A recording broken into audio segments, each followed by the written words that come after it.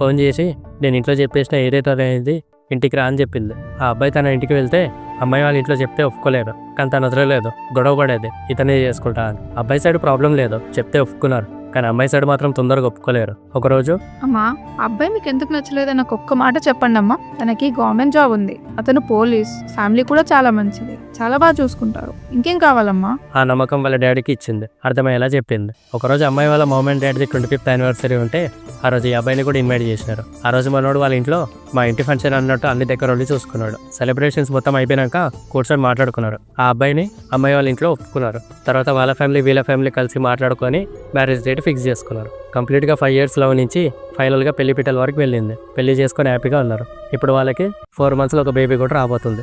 నేను చూసినంత వరకు కాలేజీలో జరిగే లవ్ స్టోరీస్ పెళ్లి వరకు వెళ్ళడం చాలా తక్కువ చూసిన, కానీ వీళ్ళ లవ్ స్టోరీ మాత్రం పెళ్లి వరకు వెళ్ళింది. వాళ్ళిద్దరు లవ్లో ఉన్నప్పుడు చిన్న చిన్న గొడవలు వచ్చినాయి, దూరంగా కలిసి ఉన్నారు. ట్రైనింగ్ టైంలో ఫోన్స్ మాట్లాడడం కూడా కష్టంగా ఉండేది, కానీ ఎన్ని వచ్చినా వాళ్ళ మధ్య ఉన్న లవ్వే వాళ్ళని దగ్గర చేసింది. సో దోస్తో థ్యాంక్స్ ఫర్ వాచింగ్. మళ్ళీ నెక్స్ట్ వీడియోలో కలుద్దాం. టాటా, టేక్ కేర్, బాయ్.